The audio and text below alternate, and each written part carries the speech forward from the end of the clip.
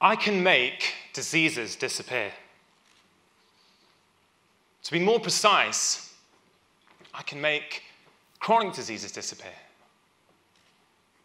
You see, chronic diseases are the long-term conditions like type 2 diabetes, high blood pressure, depression, or even dementia. And there's 15 million people in England who have already been diagnosed with a chronic condition. So that means looking out amongst you now, there's probably about 250 people in here who have one of these long-term conditions. Just one of these alone, type 2 diabetes, is costing the UK £20 billion every single year. And I'm standing here before you saying, I can make these diseases disappear. See, I'm not a magician.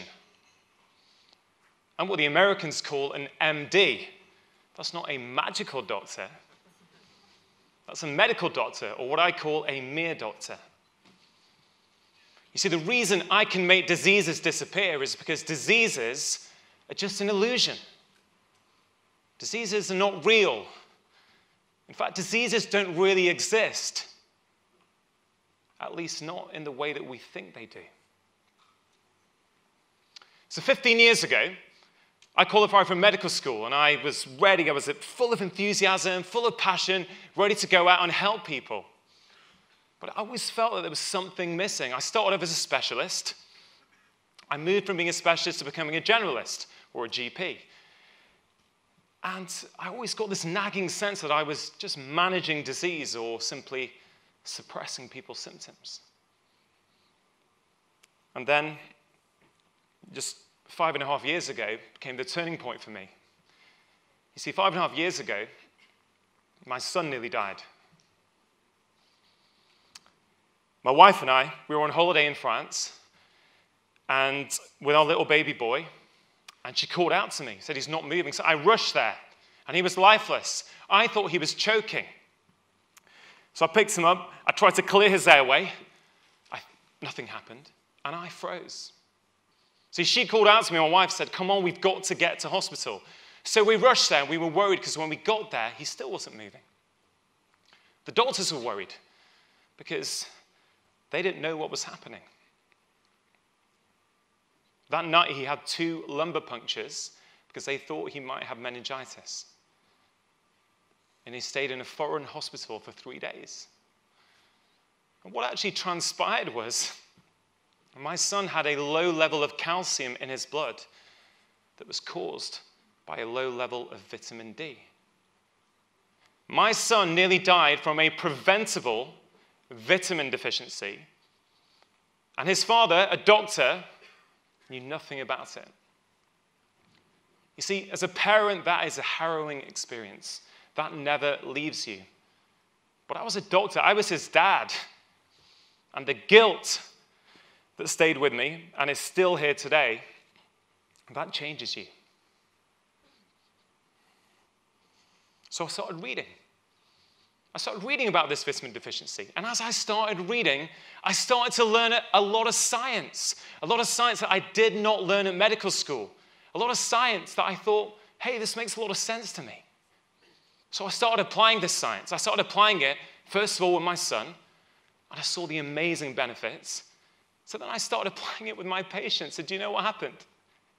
People started getting better.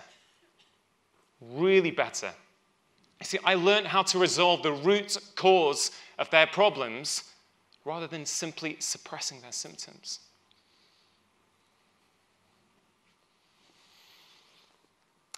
Just over a year ago, I had the opportunity to make a series of documentaries for BBC One where I got to showcase this style of medicine. I'm going to tell you about one of the patients, a 35-year-old Dottie. Lovely, lovely lady, but she was struggling with her health. Weight problems, joint problems, sleep problems. See, despite Dottie's best efforts, Dottie was unable to make any sustainable changes. So I went into Dottie's house, and in the first week I did some blood tests, and I diagnosed her with type 2 diabetes. 6 weeks later, when I left Dottie's house, she no longer had type 2 diabetes. You see, her disease had disappeared. So health exists on a continuum, okay?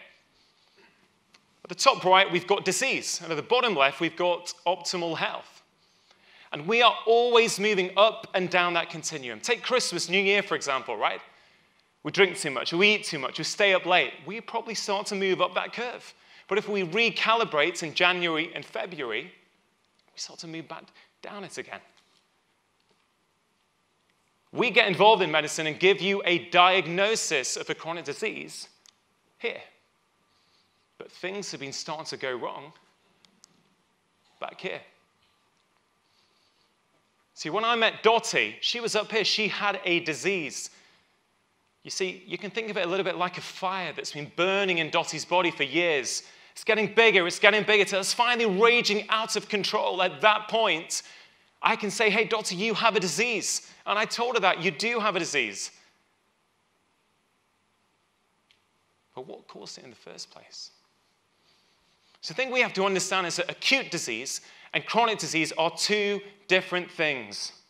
Acute disease is something we're pretty good at doctors. We're good at this. It's quite simple, okay? You have something like a pneumonia.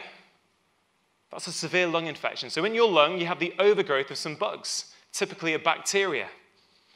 We identify the bacteria, we give you a treatment, typically an antibiotic, and it kills the bacteria. The bacteria dies, and hey presto, you no longer have your pneumonia. The problem is we apply that same thinking to chronic disease, and it simply doesn't work, because chronic disease doesn't just happen. You don't just wake up with chronic disease one day, and there's many different causes of chronic disease. By the time we give you that diagnosis, things have been going wrong for a long, long time. So when I met Dottie, and she had her diagnosis, her blood sugar was out of control, right? Because that's what people say. Many people say that type 2 diabetes is a blood sugar problem. But they're missing the point. There is a problem with blood sugar in type 2 diabetes. But type 2 diabetes is not a blood sugar problem. The blood sugar is the symptom, it's not the cause. If we only treat symptoms, we'll never get rid of the disease. So when I met Dottie, I said, Dottie, you've got a problem with your blood sugar.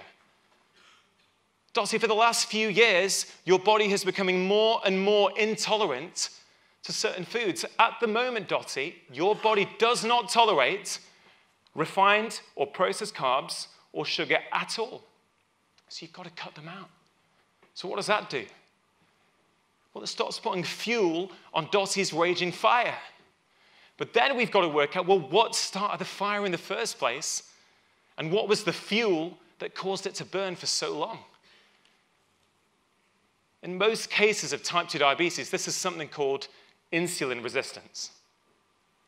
Now, insulin is a very important hormone, and one of its key functions is to keep your blood sugar tightly controlled in your body. So, let's say you're at the bottom left in optimal health, like all of us in here. And you have a breakfast of, say, a sugary bowl of cereal. What happens is your blood sugar goes up, but your body releases a little bit of insulin, and it comes back down to normal. As you move up that curve, you are becoming more and more insulin resistant. That means you need more and more insulin to do the same job. And for all those years, before you get anywhere near a diagnosis, that raised level of insulin is causing you a lot of problems. You can think of it a little bit like alcohol. The very first time you have a drink, what happens? Say you have a glass of wine, 1 or 2 sips, maybe half a glass. You feel tipsy. You feel a little bit drunk. And as you become a more seasoned and accustomed drinker, you need more and more alcohol to have the same effect. That's what's going on with insulin. You need more and more insulin to have the same effect, but that insulin itself is problematic. And when the insulin can no longer keep your sugar under control, at that point, we say, oh, you've got a disease. At that point, you have type 2 diabetes. So what causes this insulin resistance that then causes type 2 diabetes? Well, there's many different things. It could be your diet. It could be that your diet for the last 10 years has been full of processed junk food. That could be a cause. But what if it's something else? What if it's the fact that you are chronically stressed? Work stress, emotional stress, perceived stress. For me, just seeing my email inbox sometimes, that's a stress. See, that raises levels of cortisol in your body. And cortisol, when it's up, raises your sugar, which causes insulin resistance. What if it's something else? What if it's the fact that you have been sleep deprived because you are a shift worker?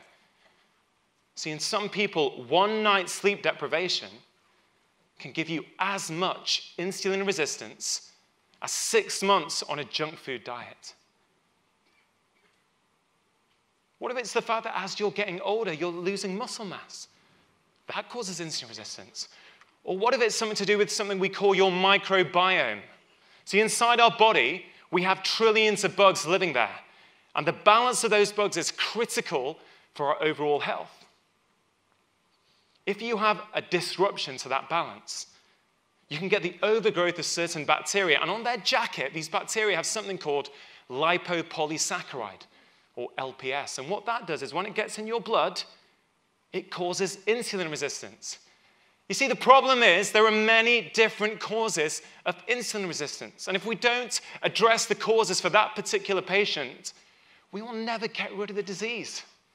That's what I did with Dottie, and that's why 6 weeks after I met her, she no longer had a disease.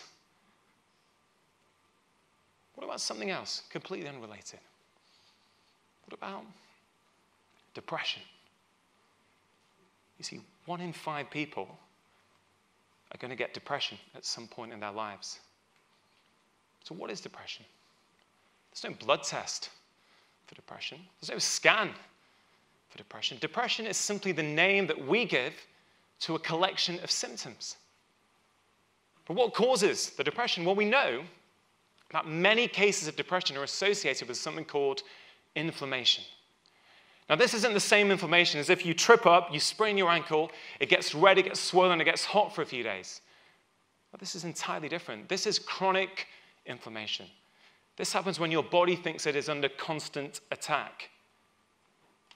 Now, King's College London, 3 weeks ago, published a study on this.